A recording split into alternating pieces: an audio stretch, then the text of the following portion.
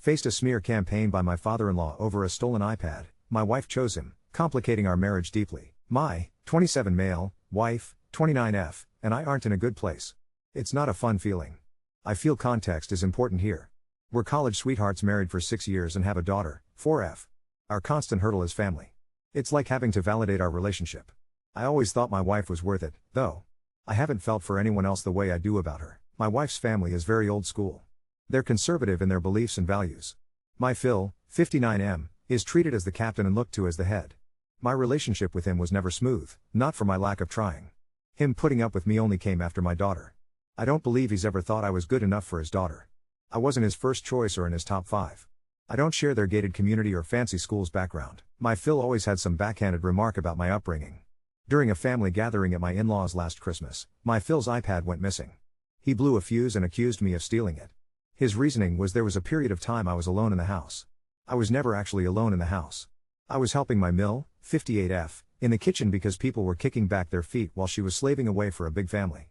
There was no reasoning with him. He called the police and actually told the officers how a real man would own up when caught, but I was never taught to be a man. Another backhanded remark. I was raised in a household of women. My Phil expressed once that only a man can raise a boy into a man. I spoke up for myself during his rantings. The whole situation was humiliating, but I had nothing to hide. The officers had to de-escalate and stood around until everyone went their separate ways. My Phil did a smear campaign on social media accusing me of theft and saying how I wasn't family. Some real vicious stuff was said. It impacted my life. I lost a job opportunity because his posts came up in the vetting process. The company was rebranding and didn't want drama associated. Essentially, I was shunned from the family. There were those who didn't agree with my Phil, but they wanted to stay out of it. No one wanted to cross him. I was no longer welcomed on my in-laws' property until I confessed and apologized. My wife still attended everything without me and took our daughter with her even on Nye. I wanted to spend it with her and our daughter, but she chose to appease her dad and keep tradition. During all of my Phil's accusations, the smear campaign, and shunning, my wife didn't lend me support in any way. She bowed to her dad and would tell me to just apologize. She said I was being stubborn by refusing. It wasn't about apologizing. My Phil wanted me to beg. I'm not a prideful person, but I'm not getting on my knees and pleading for forgiveness for something I didn't commit. My wife said she was only trying to keep the peace instead of being right. Once my Phil badmouthed me around our daughter, and my wife never spoke up. She claimed she didn't hear him. I don't believe she would have done anything either way. Our daughter kept me afloat. I put my foot down on her attending gatherings after the badmouthing. My wife accused me of escalating by withholding our daughter. I felt my Phil tried to influence my child against me. My move was for boundaries. I wasn't asking my wife to cut off her dad. I know how important family is to her. But we're married. We have a child. We made vows. I only wanted her to be there for me as my partner and best friend. She abandoned me. I had more support from my Mill and Sil, 35F, than I ever did from her. We fought a lot. We were pushed to a new level of argument. I held everything in, and we'd blow up. My wife said she'd dealt with her dad her whole life, and she learned sometimes it was better to just yield. About a month ago, my name was cleared. My Sil found the iPad in her son's, 9M, room. He confessed to taking it. He was afraid to say anything after my Phil's reaction to me. My Phil has never apologized or publicly recanted. He acts like nothing happened, and the rest of the family followed suit. He had my Mill relay that I was welcome to their home again. Others began inviting me to functions. I've declined for myself and my daughter. I'm not holding grudges or using my daughter as punishment. I saw who my Phil was clearly. I don't want any involvement with him unless necessary, nor is my daughter allowed to have unsupervised visits with him. I don't want her exposed to the ugliness. The situation remains a sore on my marriage. My wife won't talk about it. If I try, she says I'm throwing the past in her face. I'm just trying to open up to her about how everything still affects me. She feels I'm not working toward keeping the peace. My Phil falsely accused me of theft, led a smear campaign, badmouthed me around our daughter, and was enabled by some family. This is me keeping the peace. I'd give this post as the right call. My wife wouldn't approve, but there's no talking to her about this in any real way. I'm lost. We've never been so disconnected. I'm in love with her. I wouldn't have stayed if I wasn't. I want to work on our marriage and do right by our daughter. I don't regret my choice on my Phil, but I am questioning if I'm making things worse. I feel alone. I need a fresh perspective. How do I move forward as healthily as possible for my marriage when I'd quit a step? Wth.reddit This problem is much more simple than you think. You think you're fighting a battle against your Phil and can somehow magically win him over and everything will be okay. Your Phil is actually an asshole, but the real problem is that your wife is actually a shitty partner. Keeping the peace is just code for I want you to be the target so I'm not inconvenienced by the conflict. Your marriage is not healthy because your wife is not on your side. She stated quite clearly that she'll go along with her father. You can't change that. You can decide if you want your life to be like this forever. Update 1. I want to thank everyone for the support. I appreciate it. The original post was the first time I put everything out there and didn't feel dismissed. The situation with my Phil was extensive and largely unaddressed by my wife, 29F. It occurred to me that, not being able to open up to her, I didn't know how to communicate with her anymore. The feedback I received was a real eye-opener. My issue isn't isolated to my Phil. This isn't solely a spat with in-laws. It's an issue involving my wife. Things with my Phil are what they are. I'm not seeking a deeper connection with him. We're in-laws, nothing more, nothing less, and he made it abundantly clear in his smear campaign that I wasn't family but a hurdle the family needed to overcome. My concern is my wife and our daughter, 4F. They're my family and my focus. That said, I realize I can't make my wife do anything. I can't make her communicate with me. I can't make her instill boundaries with her dad. I only have a say for myself and our daughter. I know something needs to change. Our marriage can't be sustained this way. It's not good for anyone, especially our daughter. After getting my feelings out, I felt more resolved with what I needed to do. I told my wife about the original post. She's seen it in some comments. She wasn't thrilled, but to her credit, she didn't automatically shut me down like usual. She was open to hearing what I had to say. I'd give ultimatum is the right term because I wasn't trying to force her to choose anything. I'm just trying to implement boundaries for our daughter and our marriage. I told her that things needed to change because our marriage couldn't survive like this. No one should feel alone or abandoned in their marriage. The options were either couples therapy or separation. She didn't take to separation well. She seemed repulsed by it. She said she knew we weren't in a good place, but she didn't realize that was where I was at and how we made vows and our bond is supposed to withstand. She feels her dad shouldn't take away from us. I told her I wasn't taking separation lightly.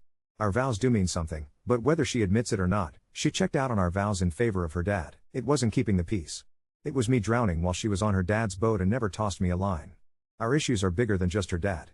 Our current way isn't it. My wife chose therapy. We found a therapist, and it's officially scheduled. I want to be hopeful, but that's not something I've let myself feel for a bit now. I don't believe she was only telling me what she thought I wanted to hear. I saw the reality of it hit her when separation was put on the table. I asked her if MC was something she really wanted. I'm not talking about the sometimes it's better to yield thing she said about her dad or for keeping the peace.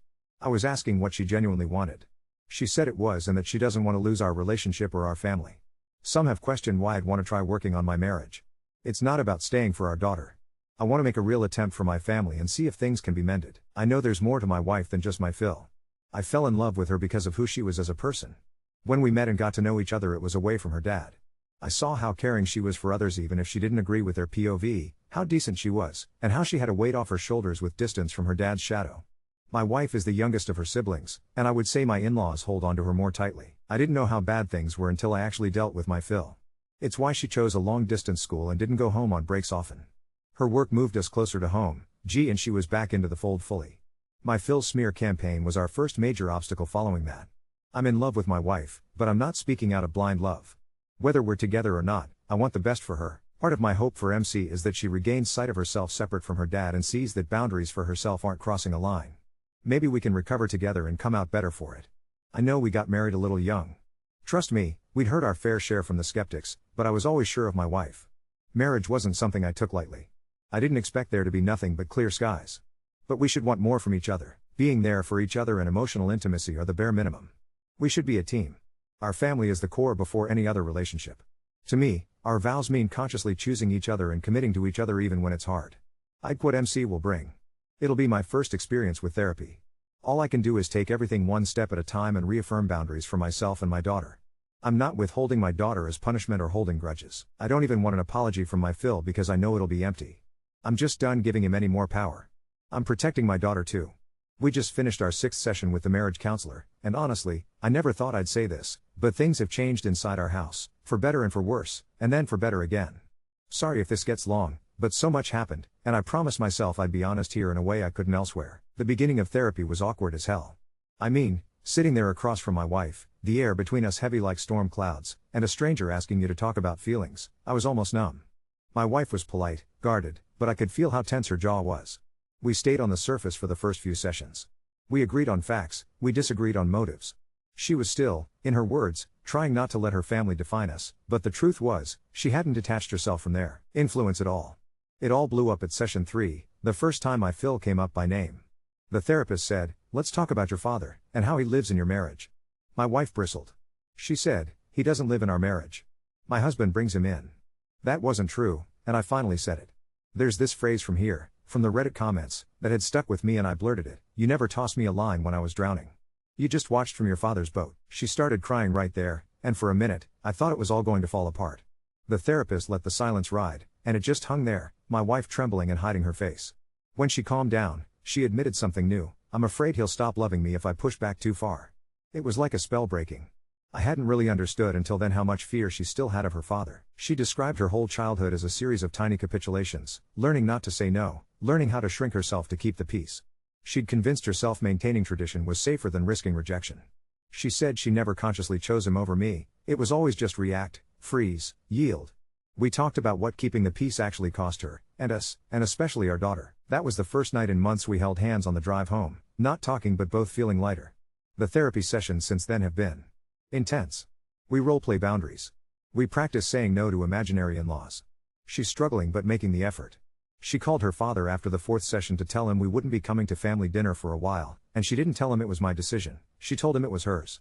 He apparently hung up and hasn't called back. Her hands shook for a full hour afterward, but she said afterward, "For the first time in my life, my silence didn't make me feel safe." Meanwhile, family fireworks started. Her older sister, my Sil, the one who found the iPad, actually reached out. She apologized for not stepping in more at the time, and invited us to bring our daughter to her own house for a cousin's hangout. We agreed. It turned into the most normal, pleasant afternoon I've had in years with her side of the family. There was no mention of my Phil. The kids played. My wife watched, teared up once or twice, and said quietly in the car that night, "I can have my family on my terms." I didn't know that was possible. The house is different. My wife and I are sleeping in the same bed again, and that hasn't just been about logistics. She started to try, actively try, to put us first. It's not perfect. There are nights we both stare at the ceiling, weighed down by years of ingrained habits and guilt, but now, we're saying these things out loud. She's given me more apologies in the last week than in the last 4 years combined, but it's less about the words than the actions. She asked for a copy of our vows, wrote them out, and posted them by our coffee machine. Biggest shock, my mill started texting me. Out of nowhere, she wrote, "I hear you stood up for yourself. I wish I had done that, too.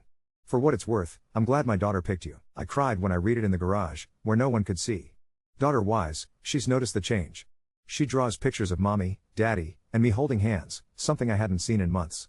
It breaks me every time she crawls into my lap and whispers, "Are you happy, daddy?" And for the first time in a long time, I can honestly tell her yes, sometimes for the whole day at a stretch. There's still fallout.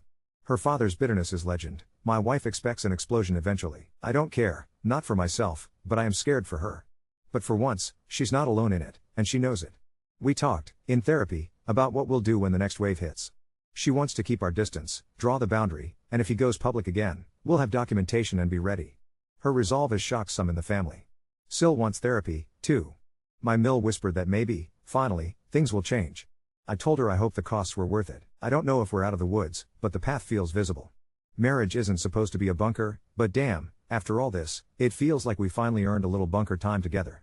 Update 2. Therapy has become the fixed appointment that realigns our week, a weird anchor, equal parts stabilizing and terrifying. If you told me 2 months ago I'd learn as much about my wife in a small office that smells faintly of peppermint tea as I did in the 6 years we've been married, I'd have laughed. Turns out, she has depths, so do I. We're only just now plumbing them. The 7th session was about triggers, and the therapist asked a question that hung in the air like gunpowder. What does safety in your marriage actually look like? My wife and I both paused. She blinked hard, like she was adjusting to sudden light. I don't know if I've ever felt safe, she said quietly, and the realization seemed to both floor and free her. I felt the room tilt. We've been building a partnership on shifting ground, but if I'm honest, neither of us really saw how warped the foundation had gotten. So, the therapist tasked us with a marriage reset, a 48-hour period with phones off, just the two of us and our daughter at a cabin outside the city. No social media. No work. No in-laws. We didn't know if it would be torture or a miracle. The first 20 minutes in the car, neither of us spoke other than to keep our daughter amused. She was excited by the little overnight bag and her wilderness hat, but both my wife and I kept giving each other looks, like, can we actually do this? I think we both realized we could by dusk. We cooked pasta over a too-hot stove, our daughter scattered Legos everywhere, and my wife, unprompted, said, "I'm sorry for all the times I wasn't with you. Not just physically, but for every moment I avoided how lonely we'd gotten." Later, we curled up by the window watching fireflies.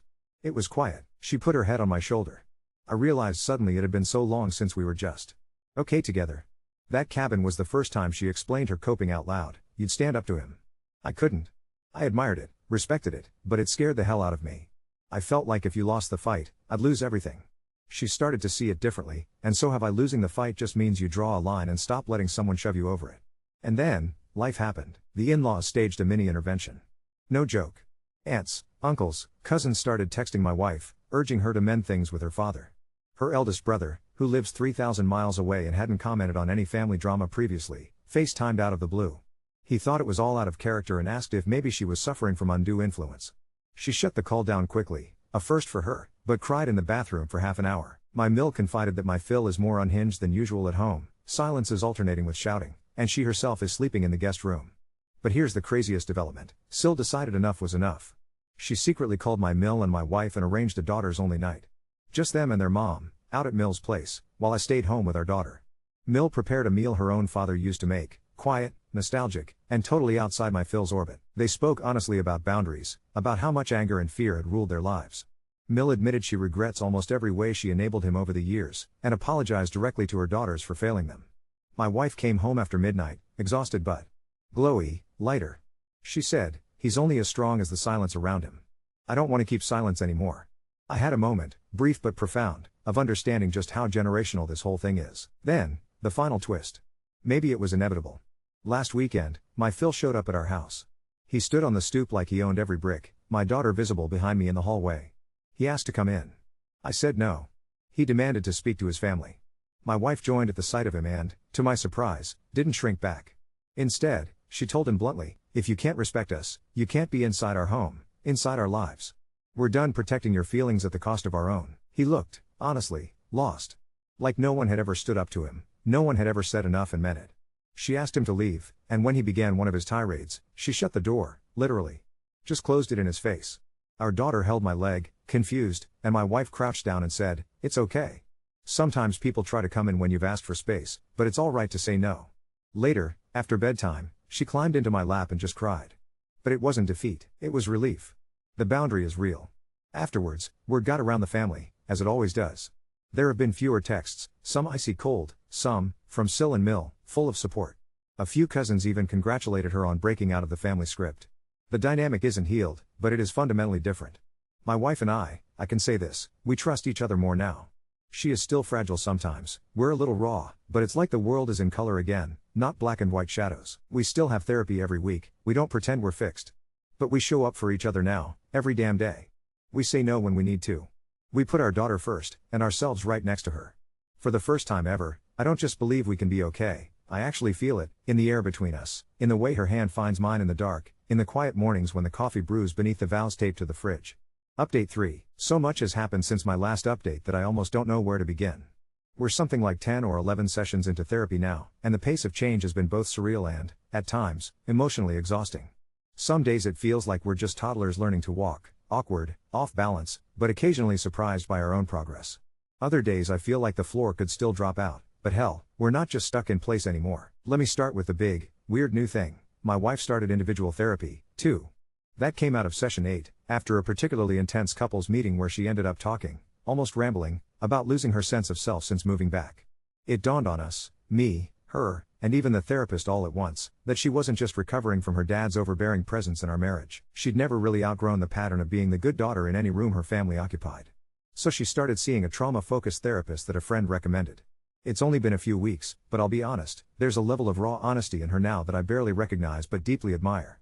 She told me, point blank, that she's terrified of not just her father's disapproval but the void that would come after, the life fallout when she's not living by someone else's approval. She's journaling, something she'd scoffed at 6 months ago, and leaving the notebook open on her nightstand, almost like it's a dare to herself not to shut away her feelings anymore. The most unexpected development has been with our daughter, who, by the way, is now officially obsessed with drawing family portraits that include every family pet, even imaginary ones. For a week straight, she drew us with big speech bubbles full of hearts and the word yes. I asked why one night, and she said, "That's because we say yes to playing together every night now."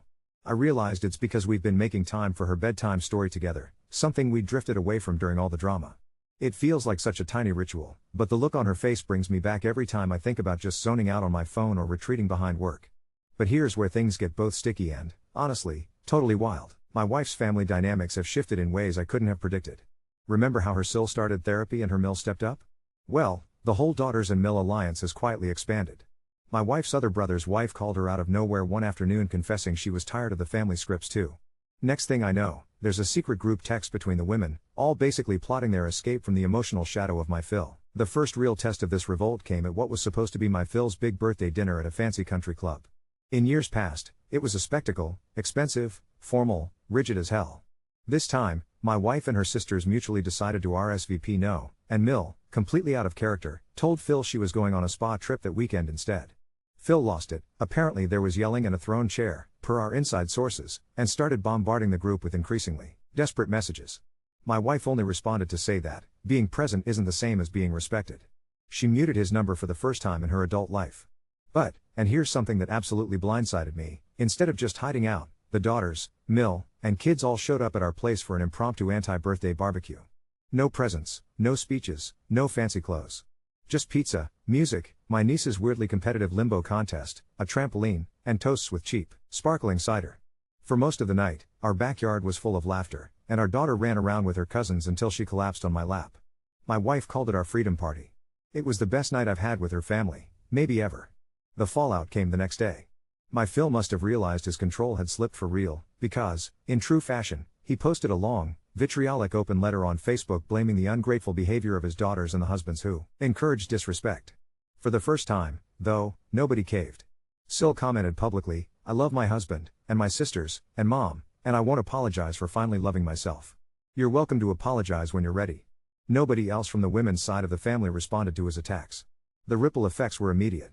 My Mill told my wife she'd started sleeping with her phone turned off for the first time in decades, and, for the first time, she was talking seriously with a therapist about what moving out could look like. The brothers have been split, one stepped up in solidarity, the other is still on the fence, but overall, the silence around Phil has shattered. He's still out there, blustering, but it's like his megaphone broke and he's shouting into a wind tunnel. Back at home, my marriage feels like it's finally breathing again. My wife still has rough days. She admits there's a little part of her that panics every time she ignores a tradition or sees a nasty message from her father. But she also makes more eye contact, laughs more, and she initiated our first real date in what must be a year, left our daughter with the newly trusted Mill and took me out for tacos and cocktails. There were no big confessions, just two people who used to be best friends slowly remembering how to be those people again. I've noticed changes in myself too. No more walking on eggshells. No more silent fuming every time my phone buzzes during dinner. We're talking, really talking, daily. Sometimes conversations are heavy, sometimes they're just about what kind of flowers to plant in the yard. But it no longer feels like everything is on the verge of collapse, or at least, it feels okay when it is, because we're both showing up and not hiding. We're still not letting my Phil see our daughter unsupervised. Maybe never, but that's something we both are 100% on the same page about, and the therapist says that's a boundary we never, ever have to negotiate if it's about safety and respect. My wife is even talking about writing a letter, maybe not to him, but to herself, about forgiveness and moving on. I'm proud, honestly, of her. I tell her this now. Where do we go from here? The next steps are small but monumental. My wife is thinking about going back to school for a degree she's always wanted but was told was impractical. We're planning a family trip just for ourselves, our first ever, somewhere none of the extended family has any claims or memories attached. We're learning to forgive ourselves for the years lost to fear and silence, and we're building something from scratch, just the three of us, out of laughter, bad taco dates, silly drawings, and the total chaos of backyard barbecues. It's not perfect. There are loose threads. But damn if it doesn't finally feel like something that belongs to us, and not anyone else. Update 4. I honestly almost didn't write this update, because the last month has been a kind of emotional whiplash that's hard to pin down in words without sounding melodramatic. But every time I sat out back in the quiet, daughter asleep, my wife reading therapy books on the red swing she dragged out from our old basement, I thought of everyone who's followed this whole mess. You've become our invisible support, so here's what really happened since our freedom barbecue. Spoiler, I could not have written this in any movie script. Life still manages to surprise me. The wildest thing, 2 weeks ago, my wife received a buttery cream envelope in the mail addressed to both of us in my Phil's heavy, old-school script. Inside was a formal invitation to Family Restoration Weekend, a 2-day, in-person reconciliation retreat at the family lake house. There was a printed schedule, breakfast at 9, reconciliation circle at 10, outdoor team building, group photo at sunset, and a 2-page letter from my Phil. The letter was both grandiose and manipulative. He apologized for the pain his unorthodox methods may have caused but wrote that sanctity of family must come before petty grievances, and ended with, "I know you'll make the right choice. Don't isolate yourselves." My wife actually laughed when she read it. She hadn't laughed at anything involving him in over a year. She looked straight at me and said, "If I ever ask you to do a group trust fall on that deck, just gently push me into the lake instead." Mill swore she had nothing to do with it. It was all Phil, who apparently sprung it on everyone else too. Sil debated going, if only to keep the peace, and my wife visibly wrestled with the decision. But after one more therapy session, with the therapist audibly suppressing a reaction when he heard restoration circle, we agreed, both for us and our daughter, no more performances for his peace of mind. Instead, we planned a long weekend away, us, our daughter, and, at my wife's request, Mill and both sisters. Mill offered up her rainy day savings so the 5 of us could rent a lakeside Airbnb 2 hours away, 3 if you count the gas station stops our daughter demanded for snacks. The mood was cautious that Friday, but it thawed fast. There was a quiet, weird joy in nobody knowing what to do without the shadow of my Phil looming, counting minutes, or letting loose with lectures.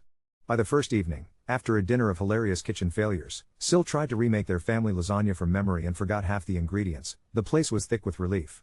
We played board games. Mill showed our daughter how to braid wildflowers into a chain. My wife took me aside at dusk, looked out over the lake, and said, "I keep expecting to feel guilty for all this happiness." Then she choked up and said, "But I don't, not even a little." Back in the restoration camp, things apparently took a very different turn. The men in the family, Phil, the brother who stayed loyal, and 2 cousins, made up nearly the entire guest list. We know this because Phil sent daily family update emails, BCC'd so we couldn't reply, full of sanctimonious advice on moving forward, polarized photos of their fishing attempts, and a staged group selfie. Not one word of actual apology, just a sense that the old order had closed ranks tighter than ever. But here's what still gets me: my wife and her sisters, so used to that back channel of fear, even started talking about how they'd been groomed to police themselves, to keep each other in line. I actually saw them compare notes in real time about memories they'd privately sworn to forget, how they covered for each other's small rebellions, how they all thought they were alone until now. Mill broke down the second night. She'd never apologized to her daughters in person before, and our daughter watched, wide-eyed but calm, as 3 adult women hugged their mom like they were kids again. Later, Mill promised our daughter, "You never have to lower your voice or shrink away in this family." My daughter nodded and pulled everyone by the hand down to the dock to look for frogs. On the home front, the fallout from our non-attendance was epic. Phil's Facebook erupted with a post about the decaying spirit of unity among modern families, with enough Bible quotes to fill a small sermon. He left a series of voicemails for my wife, escalating in both volume and self-pity, until, on advice from both her therapist and the marriage counselor, she sent a short, clear text: "I am not responsible for managing your feelings. Please do not contact me right now. If you cannot respect that, I'll put your messages on mute." The silence after that was almost eerie, but also peaceful. For the first time, my wife admitted out loud, "I think I actually feel free." We went days without a single tense text or unexpected phone call. The whole house relaxed. My daughter asked if mommy and daddy could paint her room together, rainbow, not just pink. We did, laughing and making a mess. We even let her Mill and Sills write little notes inside the closet: "You are safe here. You are loved, Mom, and L, and R." At night, she asked me, "Is it safe for everyone to be loud now?" I said, "Yeah, baby, as loud as you want." Here's the twist: out of left field, a week after the non-weekend, the brother who'd been loyal to Phil called my wife late at night. He'd left the restoration in disgust, said it was all veiled attacks, no actual reconciliation, just hours of rehashing grievances against the daughters and the men who enable disrespect. He broke into tears, apologized for not seeing things sooner, and said he wanted no more shadows, just actual family. He wants to meet with the sisters, which is a glimmer of hope for healing, but on new terms, not the old system. Our marriage? We are transforming.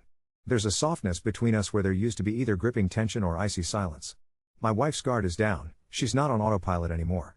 She started going to yoga with her Sills. She started talking about getting a part-time job at a local gallery, actually pursuing her creative side, just for joy. Our daughter's world is suddenly full of aunt sleepovers, new crafts, silly projects, and hugs. I caught my wife watching the 2 of us play outside and, for a full minute, cry, not in sadness, but from being overwhelmed. She said, "By what it's like to know I'm not waiting for the other shoe to drop anymore." Every day is still a new practice. When we slip, when she's triggered by a stray message, when old anxieties crop up, I don't freeze. She tells me. We hold on to each other, and then we hold on to our kid, and we say it out loud: "You're safe here." All of us. Our marriage counselor said last week, "You 2 talk now like you realize you're allowed to have a family culture that's just yours." I think it's true. Is this where it all ends? Not at all. Phil still exists. There are new cracks in his empire, sure, but he's unlikely to retire quietly. We have plans for future birthdays, holidays, family events, plans that put our well-being at the center, not tradition for tradition's sake. We're guarding those boundaries ferociously. But the biggest thing is this: our marriage is no longer a hostage to anyone else's approval.